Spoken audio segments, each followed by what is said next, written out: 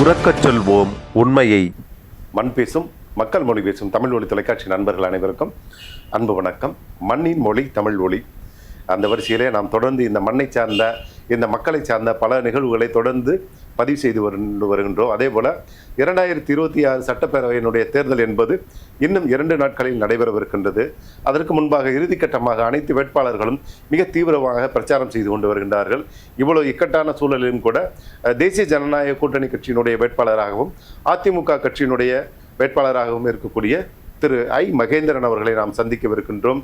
இந்த ஐ மகேந்திரனை பொறுத்தவரை ஏற்கனவே உசிலம்பட்டி நகராட்சியினுடைய தலைவராக இருந்து செயல்பட்டிருக்கின்றார். அதே போல முன்னாள் சட்டப்பேரவை உறுப்பினராகவும் இருந்திருக்கின்றார். அவரை பற்றிய ஒரு சிறிய நேர்காணலை சந்திக்கவிருக்கின்றோம். அண்ணா வணக்கம். அண்ணா வணக்கம். அண்ணா, தமிழ் ஒளி தொலைக்காட்சி சார்பாக உங்களுக்கு நல்வாழ்த்துக்கள்.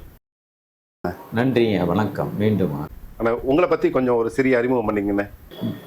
தேசிய ஜனநாயக முற்போக்கு கூட்டணியின் சார்பாக வருகின்ற 23ஆம் தேதி நடைபெறுகின்ற சட்டமன்ற தேர்தலில் தேசிய ஜனநாயக முற்போக்கு கூட்டணியின் சார்பாக அகில இந்திய அண்ணா திராவிட முன்னேற்ற கழகத்தினுடைய வெற்றி வேட்பாளராக போட்டியிடுகின்றேன். அனைவரும் எனக்கு இரட்டை இலை சின்னத்திலே வாக்களிக்க வேண்டும் என்று உங்களை அன்போடு வேண்டி விரும்பி கேட்டுக்கொள்கிறேன். நீங்கள் ஏற்கனவே உசிலம்பட்டி நகராட்சியினுடைய தலைவராக இருந்திருக்கிறீங்க.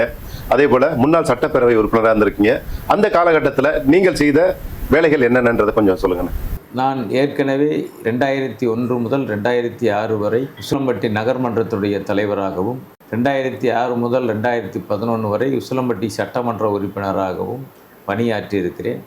நகர்மன்ற தலைவராக இருக்கின்ற போது உசிலம்பட்டியில் இருக்கின்ற குடிநீர் பிரச்சனைகளை தீர்ப்பதற்கு நிறைய முயற்சி எடுத்து பல்வேறு திட்டங்களை கொண்டு வந்திருக்கின்றேன். எல்லா வார்டுகளிலும் சின்டெக்ஸ் டேங்க் அமைத்து குடிநீர் திட்டம் கொண்டு வந்திருக்கின்றேன்.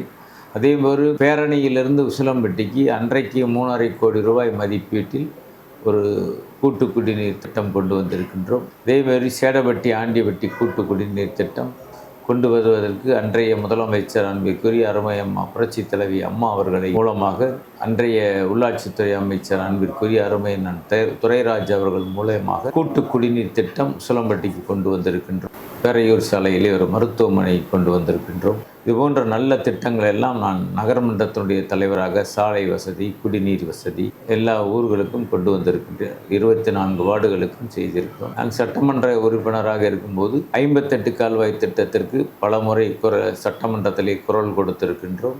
உசிலம்பட்டியில் ஒரு பெண்கள் மேல்நிலை பள்ளி கொண்டு வருவதற்கு சட்டசபையில் குரல் கொடுத்திருக்கின்றோம்.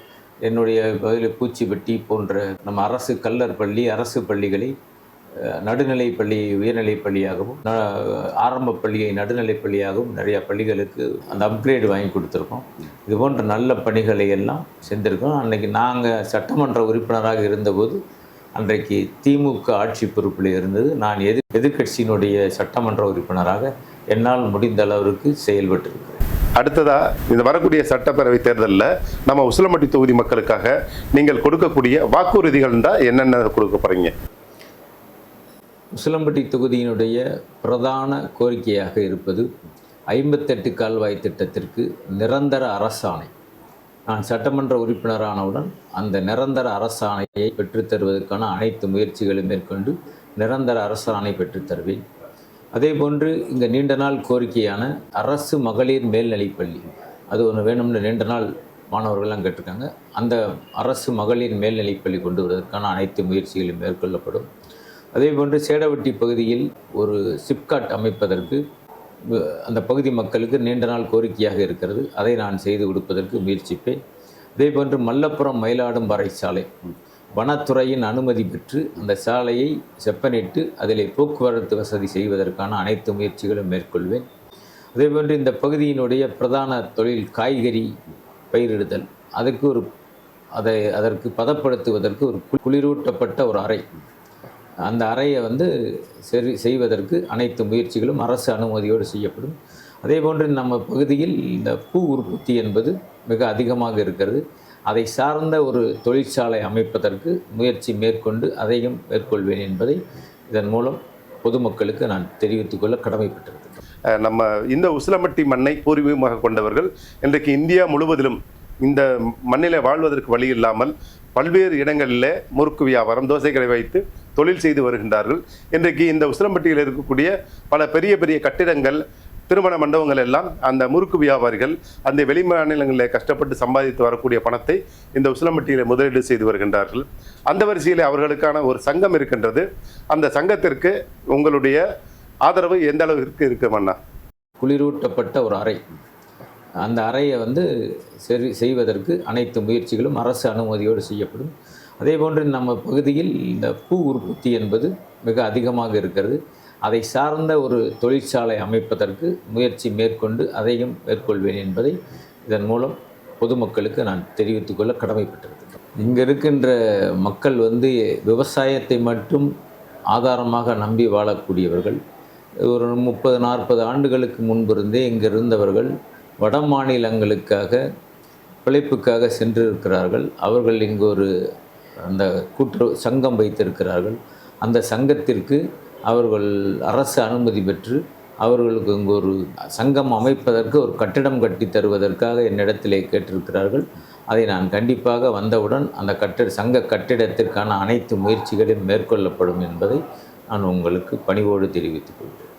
ஆனால் இந்த நம்ம பகுதியில் பார்த்தீங்கன்னா பெண்களுக்கான வேலை வாய்ப்புன்றது ரொம்ப அரிதாக இருக்குது. அதனால் அவங்க வெளியூரோ மற்ற இடங்கள் போக வேண்டியது இருக்குது. அவங்களுக்கு ஏதாவது திட்டங்கள் வச்சுருக்கீங்க? பெண்களுக்கான திட்டங்கள் என்பது மத்திய மாநில அரசுகள் இணைந்து செயல்பட்டால் பெண்களுக்கான திட்டங்கள் நிறைய இருக்கிறது. கழகத்துடைய பொதுச் செயலாளர் அன்பிற்குரிய அருமையன் எடப்பாடியார் அவர்கள் தமிழ்நாட்டினுடைய முதலமைச்சராக வந்தவுடன் மத்திய அரசோடு இணக்கத்தை ஏற்படுத்தி கொண்டிருக்கிறார். அந்த மத்திய அரசோடு இணக்கத்தில் பெண்களுக்கு சார்ந்த அவருக்கு உண்டான தொழில்களை நான் உசிலம்பட்டி பகுதியில் கொண்டு வருவதற்கு அனைத்து முயற்சிகளும் மேற்கொள்வேன் என்பதை உறுதியளிக்கிறேன்.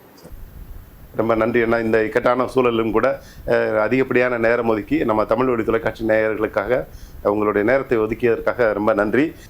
நீங்கள் இந்த தேர்தலில் வெற்றி பெற்று மீண்டும் பொதுமக்களுக்கு பணி செய்வதற்கான ஒரு நல்ல வாய்ப்பு, நல்ல களம் அமைந்திருக்கிறது. தமிழ் வழி தொலைக்காட்சி சார்பிலே உங்களுக்கு நல்வாழ்த்துக்களை தெரிவித்துக் கொள்கின்றோம் அண்ணா. உசிலம்பட்டி தொகுதி வாக்காளர் பெருமக்கள் அனைவருக்கும் மீண்டும் என் பணிவான வணக்கத்தை தெரிவித்துக் கொண்டு, நமது கழகத்துடைய பொதுச் செயலாளர் அன்பிற்குரிய அருமையன் எடப்பாடியார் அவர்கள் அற்புதமான தேர்தல் அறிக்கையை தந்திருக்கிறார்கள். அந்த தேர்தல் அறிக்கை அவர் நிறைவேற்றக்கூடிய தேர்தல் அறிக்கை. திமுக போல் 520 தேர்தல் வாக்குறுதிகளை கொடுத்துவிட்டு மக்களை ஏமாற்றும் தேர்தல் அறிக்கை அல்ல. அவர் சொல்லுகின்ற தேர்தல் அறிக்கை, முதலமைச்சராக பொறுப்பேற்றவுடன் ஒவ்வொரு ரேஷன் கார்டுக்கும் 10,000 ரூபாய் தருகிறோம்.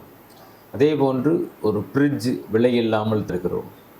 அதே போன்று தீபாவளிக்கு ஒரு பட்டு சேலை விலையில்லாமல் தருகிறேன் என்று சொல்லியிருக்கிறார். அதே போன்று மகளிர்களுக்கு 100 நாள் வேலை திட்டம், அதை 150 நாளாக உயர்த்தி வழங்குதல், இதுபோன்ற நல்ல திட்டங்களை எல்லாம் கொடுத்திருக்கிறார்.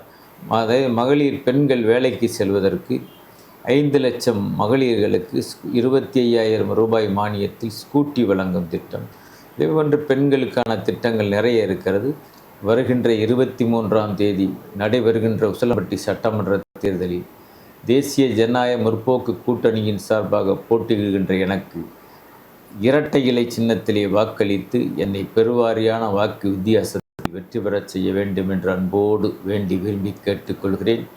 அந்த சின்னம் அந்த பாக்ஸில் 3வது இடத்தில் இடம்பெற்றிருக்கிறது, இரட்டை இலை சின்னம்.